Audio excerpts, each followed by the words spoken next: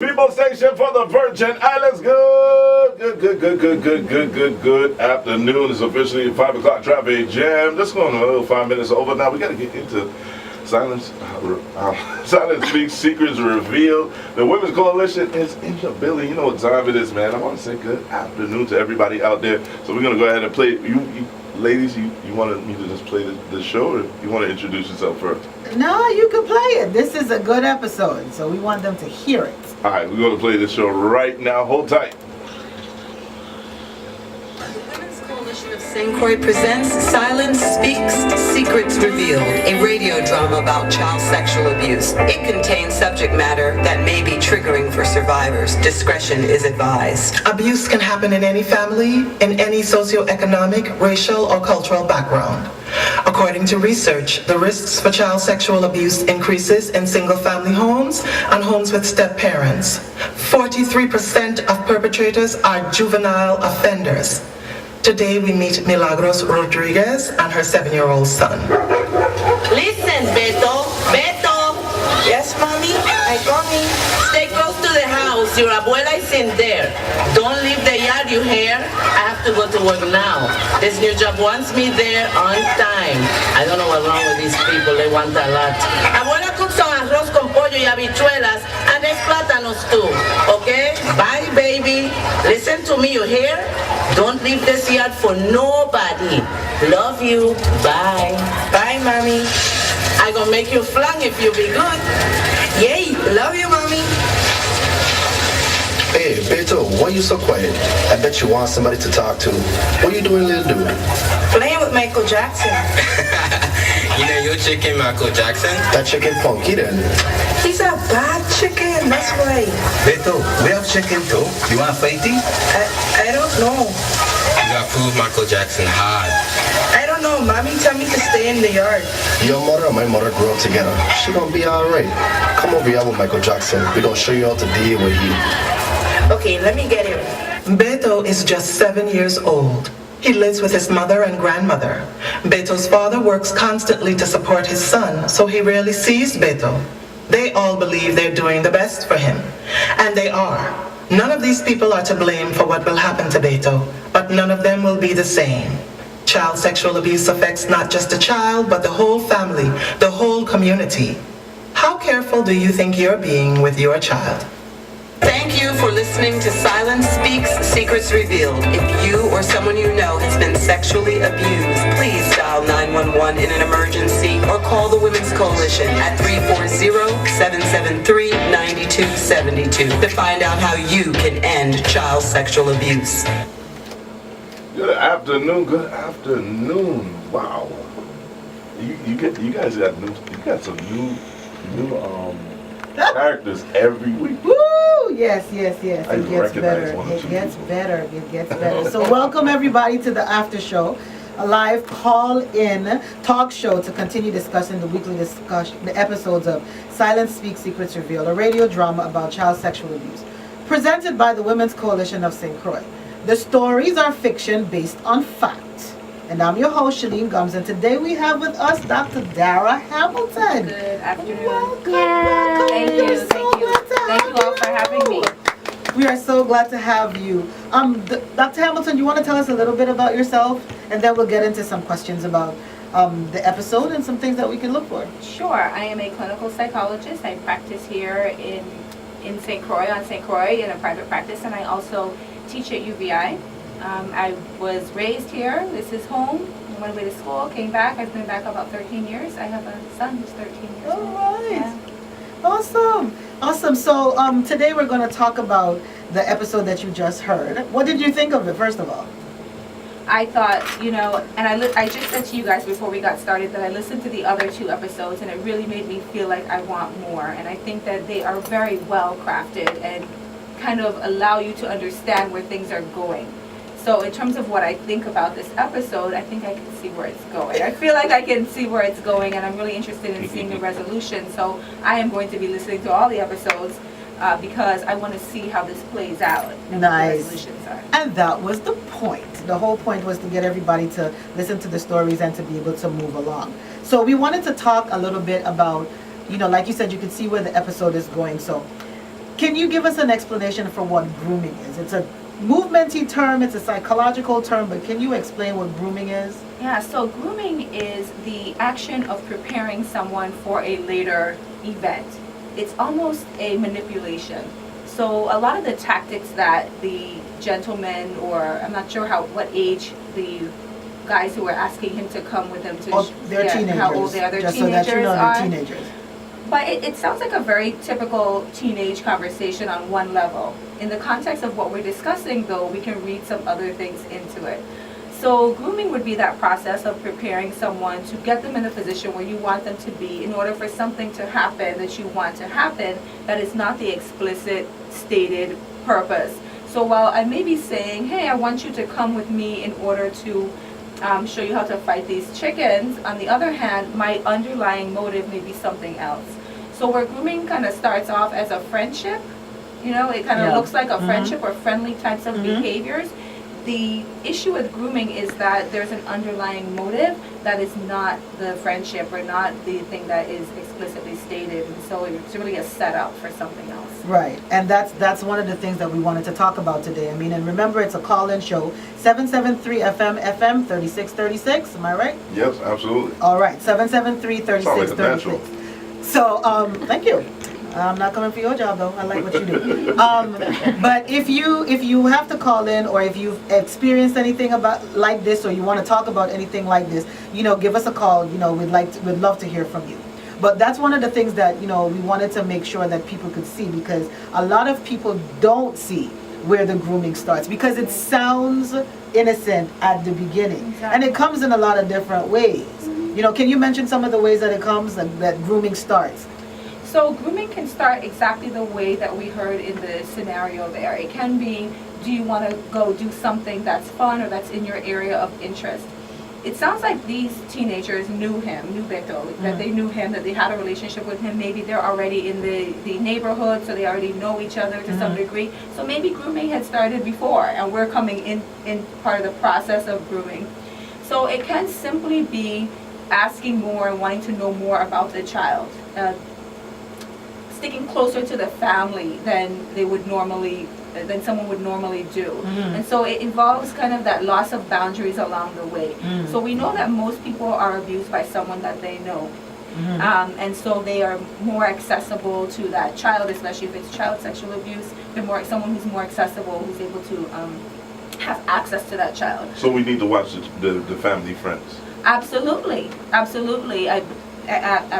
We want to always be thoughtful about the boundaries people are exhibiting with our children. And so one of the signs may be someone who wants to know more about that child, or who wants to set up a special friendship or special relationship with that child. Now all of a sudden I want to be your best buddy, and I want to take you places, and I'm willing to watch you all the time, and so forth.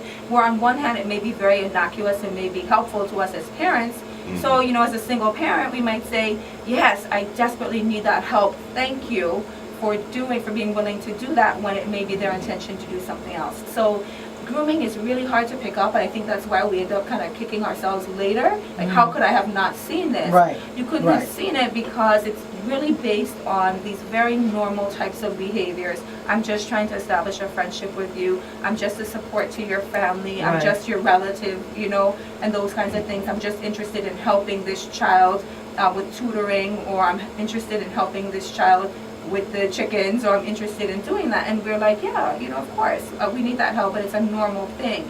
But the issue is, it's not for that individual who is attempting to get the child to do something else later on.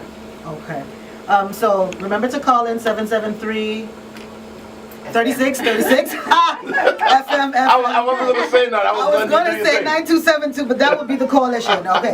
So you can call that number as well. You can call that number. But, yeah, hold on. Phone lines are ringing. R95. Hello, good afternoon. Hello. All right. Sounds like they're gone. Okay. So In talking about grooming, is it different between when it's a adult perpetrator and a juvenile perpetrator? Are there differences, or is it basically the same thing, just different ages? I think it's about the same thing, and you correct me from what your knowledge is. I think it is about the same thing or the same process, because it really does take that process of getting to know this child little by little and kind of inserting yourself in their family. I think as an adult we have more strategies, and you know, we are more able to be a little bit more cunning and so forth, and so some of those behaviors may be more sophisticated in adults than children may use to so-called groom the child. However, the child or adolescent is still trying to get that child into a position where they can you know, violate them in some way or engage in some inappropriate behavior with them.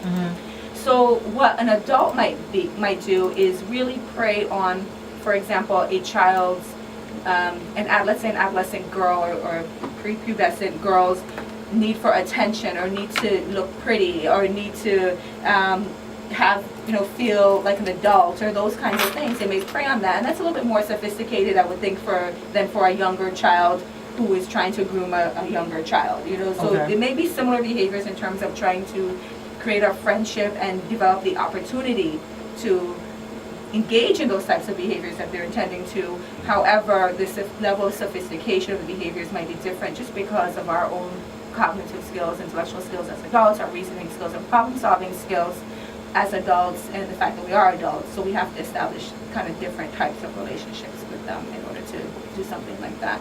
Yeah. And that's one of the things that I think one of the questions that a lot of people have asked over the years is how do children do it? You know, and that is like you just said, they may not be as sophisticated with their skills, but they still have the skills. But a lot of people don't see juveniles as perpetrators. And so because it's like, well, you know, that's a child. A child will never do that to another child. But unfortunately, it happens a lot, yes? It does. It does happen a lot, and I think that the intro said about 43% of cases involve juveniles perpetrators. And so juveniles may actually have more opportunity. As far as I'm concerned, I'm just going off the top of my head, because we often leave children together, and there is the opportunity for a sibling to perpetrate another sibling. You know, so those opportunities may actually, maybe in my estimation, be a little bit increased for children, because we allow them to play together in different ways. So it's so important to set the boundaries with children and teach them about what's appropriate, exercise appropriate boundaries with our children, and allow them to be able to say no, and allow them to be able to have their space and their privacy, so that if they're ever in situations like that, they know what is appropriate and what's not appropriate, but also what feels wrong to them, and that they can do something about it, that you're going to listen to them and so forth. But so children do there are children who do perpetrate other children, and I think that the states differ. Some states differ according to some of the laws in terms of how they define a child sexual predator or a perpetrator who's a child, how they define that behavior. And, you know, for me, it really also depends on some intentions that are going into this as well, even though the behavior ends up being the same. Right. You know, and then we tend to classify all the behavior as the same because it happened regardless of the age of the child. Right. Because the harm and the damage and the loss of innocence and the breakdown of the child's self-esteem and all of that is the same. And so in thinking about it, and if anybody's out there and want to call in, you can do that. One of the things that we don't think about is the fact that siblings, smaller children, family members, neighborhood people, they always keep secrets. We don't want to get in trouble because if my mother find out, or if my father find out, so we gonna keep secrets between. Kill me. Yeah, point blank. You know, and so it may be easier even in that setting because we already have this group secret. Right. You know, we weren't supposed to go in Miss Martin's yard, but we went in Miss Martin's yard, so we gonna keep this secret. So they're already into this. Let's keep the secret thing. Absolutely. And so it makes it easy for other secrets to be kept. It does, and I'm thinking that it also makes it easier for other abuse and victimization to happen. I mean, we look a lot at that relationship between having been abused and then later becoming perpetrators, and how that is explained sometimes by lots of different ways, mechanisms, you know, whether it's a learned behavior or whether it's me acting out my own trauma, on another child, or, whether there's actually this kind of predatory or pedophilic interest in a child. I look at those very differently in terms of how a predator may relate to their victim. However, there have been times where people as young children have experimented with one another as playmates or as siblings and so forth. And how do we understand that behavior? Some people grow up with it and feel ashamed by it, and that something becomes a weight that they carry with them. And we don't necessarily interpret that as sexual abuse. What is it? What was it? Even though, because it does become something that's harmful for some people. Right. And for other people, it doesn't. Yeah, that's true. And so in most cases, we've heard that most juvenile offenders, they were victims themselves. That's right. And so then we have this, so do we all call them a perpetrator? To go into what you said, do we call them an offender? Do we call them a perpetrator? Or they're just a victim doing the learned behavior? And how does that balance? And then how do you treat them? And how can you treat them differently? Because it's like, I'm sorry for you, but I'm not sorry for you. I feel like I need to help you, but then I feel like I need to beat you on the same level. Right. So it makes it difficult, because then this victim, now as a defense mechanism or whatever it is they've learned, feels that, well, okay. And so to ask you another question is, how do we really explain the difference between response and reaction? I guess because your body betrays you. And most children will say, well, I didn't think I was doing anything wrong because it felt good. But your body responds to certain things. Whether you want it to or not, you can feel terrible and your body still responds. Right. And when I'm 3, 4, 5, 6, how do I explain that? Right. Exactly. And I think that's one of the things that's most confusing and most damaging is, how do I feel both of these experiences at the same time? Where I know it's wrong and I liked it, and liked it meaning my body responded in a way that's pleasurable, because the body may do that, and that's just what it does because that's what it's designed to do, but not because you enjoyed it on the psychological level or wanted it in some kind of way. Right. So that does create a level of trauma for child victims as well as adult victims of sexual crimes. Right. Absolutely, that ends up creating a problem for them there. You had mentioned something earlier too, just about how do we understand child predators, and I was reading this article about this boy who was 11, and can I say what he did? I can. Mm-hmm. Yeah. Okay. He just touched his sister's genitalia on the outside of her underwear. This created an issue. He became on the registry of offenders, of sex offenders. They put him on the registry, and one day he's in school and his classmates start teasing him about the fact that he's on the registry because some parent has come across this information, and here we go. And that was the extent of what he did. So it's a very, very complicated issue, not just because of things like that, who belongs on the registry, who doesn't belong on the registry, how do we define it? Well, we want to put things in very discrete categories. People don't usually fall that way. And in fact, I think it's less than 5% of child sex offenders actually reoffend. So whatever it is that they're working out or they're doing doesn't seem to be a behavior that always sticks, but it creates a victim. It creates a victim, so we really want to respond to it, and ideally, we would prevent that behavior. Yeah, but prevention would be great if we could figure out a way to stop it. And a lot of it comes from things that we don't really take into consideration. Our music is very sexual. Our television shows are very sexual. Everything we do has pretty much a sexual undertone, and so it comes across in different ways. And then if we don't have the conversation, I'm not sure how many other people in here, but sex was not something that we talked about when I was younger. You don't have a conversation about sex. Right. Or, now we're doing the good touch, bad touch, but then what is good touch, bad touch? Yeah. And uncomfortable touch, but what does that mean? And so when we have to start making the separations and we're doing the education, it still becomes very, very difficult. Especially when you're at younger ages and people learn differently. Right. So how now, if a parent is listening right now, how would they go about speaking to their child about, sex? I think that's the hardest conversation to have. It probably is, because it's something that has been made to be taboo, or made something to that's be- nasty, or something that is you shouldn't talk Forbidden. about, or forbidden, or not even forbidden, but forbidden in a bad way. Yeah, You yeah, know, it's still I like shouldn't eat forbidden, like, it's chocolate literally cake, like, but you we shouldn't know, have it. it still isn't. Don't mess with the chocolate. Don't mess with the chocolate No, cake. no, There should be don't. some kind of age and stage education, right? Right. For young people to Okay. talk about their body parts. Thanks. Good afternoon, man. Good afternoon. Joining the show. How are you doing? I'm good. How are you? Doing wonderful, doing Thank you wonderful. for having us here. Anytime. Now talk to me. You were saying some beautiful things, but we couldn't hear you. No, I was saying that there should be some kind of age and stage conversation with youth about their anatomy, about good touch, bad touch, about their development, because they're not, they don't stay the same every day. They're different, but I feel like a lot of people in this culture are afraid to talk about sex. Period. Even anatomy. Right. They're just afraid to talk about it. So that leaves a lot of room for perpetrators to come in and take advantage because nobody's talking about it.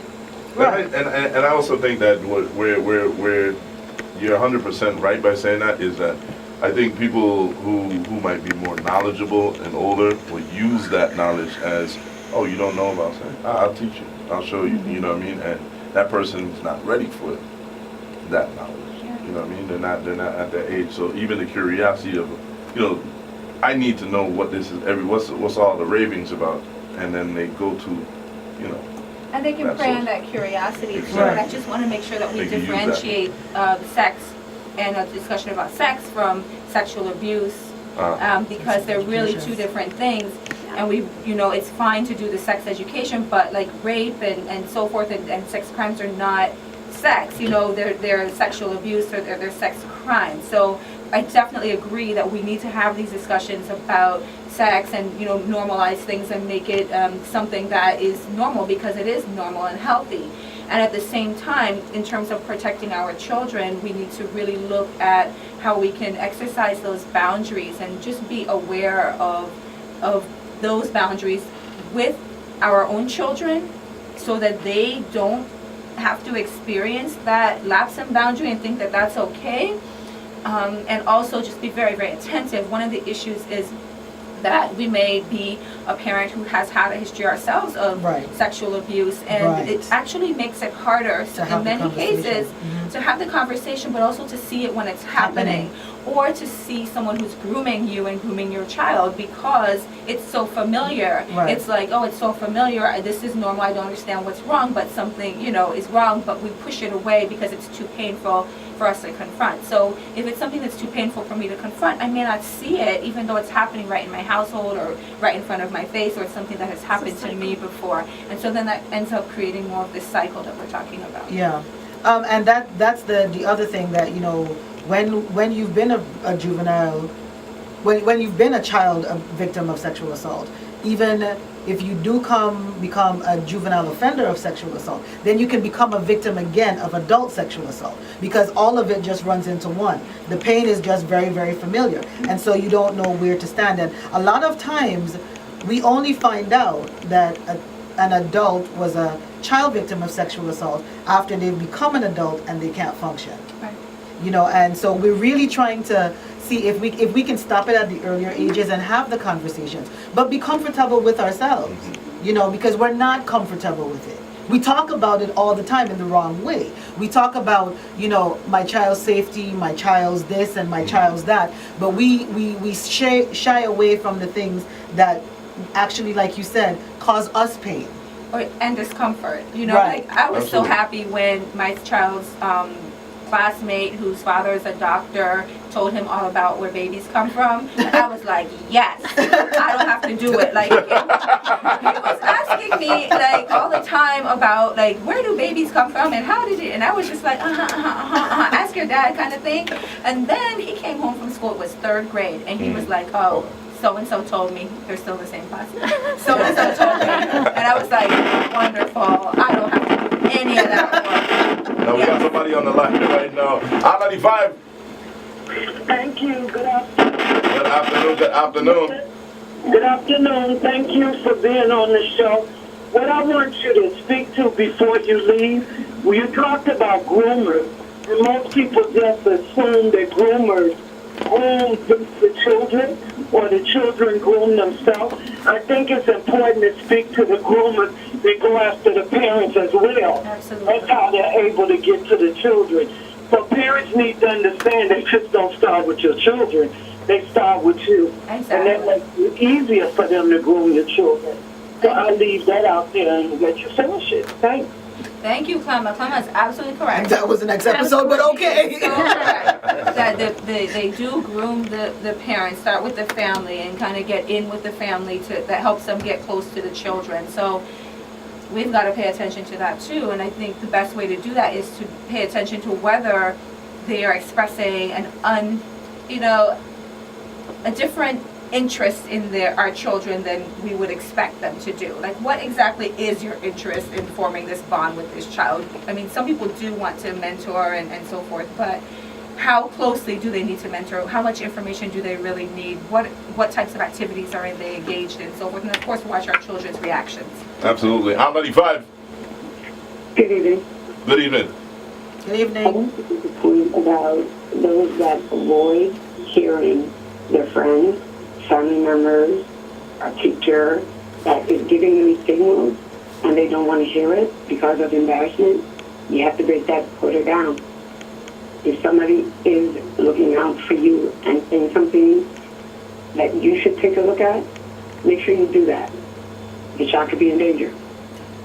Very true. Absolutely. Very, very true. And that is something that, this entire project is about, paying attention and believing when somebody says something. Children may have weird ways of showing it. Adults may have weird ways of showing it. They all of a sudden don't want to be around someone. They don't want to play with this person. They don't want to go to that activity. There's a lot of things, a lot of telltale signs that show up. Even their conversation, which is something that we don't talk about much. Yeah. Their conversation, their language starts to change. They would use words that you've never heard them use before. And absolutely. Let's look at how we can protect our children a little bit from this as well. Let me ask the caller. Caller, what do you think is I want to say a high risk? Where do you feel is your high risk areas? Because the last show actually, put it in perspective for me as far as knowing more. Where I think, hey, I need to protect this side. Is that over? There's other things. So, Carla, what do you think is something you need to look after with your own children? Actually, I have 7 godchildren, no children, but high-risk areas are places where kids are most comfortable. Beach, the mall, the supermarket where kids run around and catch up to their parents, where somebody else is offering them a Milky Way bar or something like that. It's very random areas, but it's the least that you would suspect. Exactly. Right. It's really more in our own homes. Right. Okay. And how do y'all feel about that? Right after school, she's right. There's a lot of places, because, we talk about, like we were saying before, we talk about safety, but none of us really think much about the fact that we're in the grocery store and we're trying to choose the can of milk and our kids are gone. And you turn around and you hear, "Where are you? Come back here!" You know what I mean? Mm-hmm. And all of those 5-second...